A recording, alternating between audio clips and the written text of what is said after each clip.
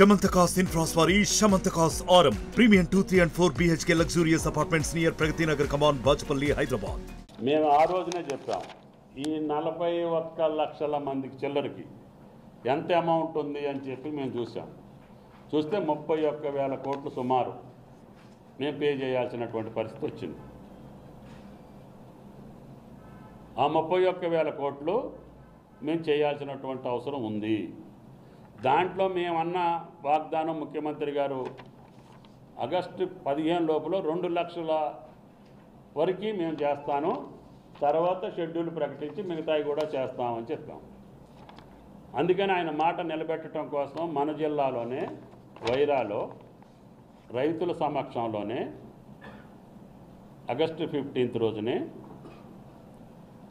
18,000 కోట్ల రూపాయలు వాళ్ళ ఖాతాలకు పంపించాము. మీకు కూడా ఈ బ్యాంక్ లిస్టులు పంపిస్తాను, ఆ పెద్దలకు పంపించండి. మరి బ్యాంకులు పంపించిన ఇంత అయితే వీడికి ఎప్పుడు అర్ధరాత్రి కాలు వచ్చినట్టుగా అంతుండే ఎంతుంది అంతుంది ఎంతుంది అని చెప్తున్నారు. వాళ్ళు వాళ్ళు తీసుకున్నప్పుడు ఖాతాలు కూడా ఆ రోజున 40 లక్షలు వచ్చినాయి. ఆ రోజున ఈరోజు దగ్గర 42 లక్షలు వచ్చినాయి. అంటే రైతు రెన్యువల్ చేసుకొని వ్యవసాయ అప్పు తీసుకునే రైతులు పెద్దగా పెరిగేది లేదు. ఈ రాష్ట్రంలో ఉన్న రైతాంగానికి మొత్తానికి అప్పు ఉన్నట్టుగా చెప్తున్నారు. మరి వాళ్ళు అప్పుడు 70 లక్షల రైతులు ఉంటే 40 లక్షలు ఎందుకు రాసుకున్నారు? ఇవాళ మాకు పంపించిన లిస్టులో 42 లక్షల మంది వచ్చారు. ఇంకా కొద్దిమంది పెరుగుంటారు గత 5 ఏళ్లలో. మాకు వచ్చినటువంటి లిస్టు ప్రకారంగా మేము క్యాలిక్యులేట్ చేసి 2 లక్షలు ఇవ్వాలి అంటే ఇంతమందికి ఎంత అవుతుంది అని లెక్క చూసినప్పుడు 31,000 కోట్లు వచ్చింది. 31,000 కోట్లలో పంటకాలం వచ్చింది. భగవంతుడి దయ వల్ల వర్షాలు పడుతున్నాయి కాబట్టి ఏదో రకంగా మనం ఆగస్టు 15 లోపల చిన్న సన్నకారు రైతులు ఎక్కువ మంది 80% 90% చిన్న రైతులు ఉంటారు కాబట్టి 2 లక్షల లోపు వరకు మనం చేద్దాము, తర్వాత మిగిలింది ఫేజ్డ్ మేనర్లో చేద్దామని చెప్పి రాష్ట్ర ప్రభుత్వం క్యాబినెట్ నిర్ణయించింది.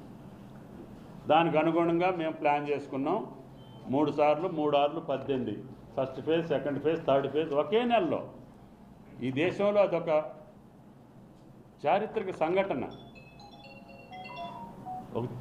రాష్ట్ర ప్రభుత్వం అధికారంలోకి రాగానే మొదటి పంట కాలానికే 18,000 కోట్లు ఒకే నెలలో ఇచ్చి మిగతా నిధులను కూడా ఫేజ్డ్ మేనర్లో ఒకే పంట ఈ పంట కాలంలోనే ఇవ్వాలని చెప్పి రాష్ట్ర ప్రభుత్వం నిర్ణయించడం అనేది జీర్ణించుకోలేనటువంటి ప్రతిపక్షాలు.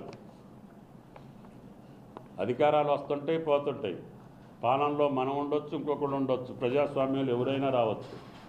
కాంతి నిర్లజ్జగా నిస్సిగ్గుగా అన్నం పెట్టే రైతును కూడా ఆందోళన పరిచి ఆయన్ని ప్రేరేపించి ఉన్నది లేనట్టుగా లేనిది ఉన్నట్టుగా భ్రమింపజేసి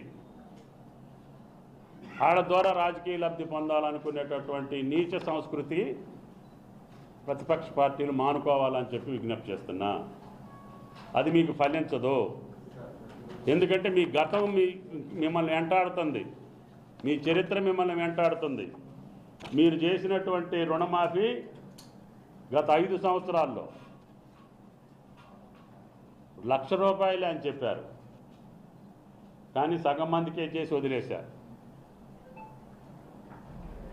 12/12/18వ తారీఖు నుంచి 9/12/23 వరకు అంటే 5 సంవత్సరాల కాలంలో మీ బ్యాంకులో తెలంగాణ రైతులు తీసుకున్నటువంటి పంట రుణం ఏదన్నా ఉంటే ఆ ఖాతాలన్నింటినీ కూడా మాకు పంపించమని చెప్పి మేము బ్యాంకులను అడిగాం. ఆ బ్యాంకులు మాకు పంపించినటువంటి లిస్టు ఆ పెద్దలకు పంపిస్తాను. వాళ్ళు పంపించినటువంటిది 41,07,892 వాళ్ళ ఖాతా నెంబర్లో పంపించారు. 41,78,892 మంది మా దగ్గర అప్పు తీసుకున్నారని చెప్పి 40 బ్రాంచులు, ఈ రాష్ట్రంలో ఉన్నటువంటి 40 బ్యాంకులు, కార్పొరేషన్ బ్యాంకులు కావచ్చు, గ్రామీణ బ్యాంకులు కావచ్చు, కోఆపరేటివ్ బ్యాంకులు కావచ్చు, అందరిని అడిగాం. మా రైతులు ఈ 5 సంవత్సరాల్లో పంట రుణం తీసుకున్నటువంటి జాబితా మాకు పంపించండి, మేము వాళ్ళ రుణం తీర్చదలుచుకున్నాము కాబట్టి ఇవ్వమని చెప్పాం. ఇవ్వమని చెబితే ఇచ్చినటువంటి ఖాతాలు ఇవి. ఇప్పుడు ఆదుర్దా పడేవాళ్ళు కానీ, అధికారం పోయిందని నిర్వేదంతో ఉన్నోళ్ళు కానీ, నిరాధారమైనటువంటి ఆరోపణలు చేస్తున్నటువంటి పెద్దలు కానీ, గతంలో చేసినటువంటి దుర్మార్గపు చర్యలకి మేము పాల్పడాల్సినటువంటి అవసరం లేదు. మీరు వెళ్ళి ఈ బ్రాంచీల దగ్గరికి వెళ్ళి అడగండి, ప్రభుత్వానికి మీరు ఇచ్చినటువంటి లిస్టు ఇదేనా? ఒకవేళ ఎవళ్ళన్నా ఇంకా పంపించలేదని చెప్పి కొంతమంది బ్యాంకులు మా దగ్గరకు వచ్చి అడుగుతున్నారు, సార్ మాకు అప్పుడు డేటా హెడ్ ఆఫీస్కి మేము పంపించలేదు, మా డేటా కొద్దిగా మిస్ అయ్యింది అనేవాళ్ళు కూడా ఉన్నారు. అవి కూడా మేము సేకరిస్తున్నాం. మరిన్ని వీడియోస్ కోసం ఛానల్ ని సబ్స్క్రైబ్ చేయండి, లేటెస్ట్ అప్డేట్స్ కోసం వాట్సాప్ ఛానల్ ని ఫాలో చేయండి అండ్ లింక్ డిస్క్రిప్షన్ లో ఉంది.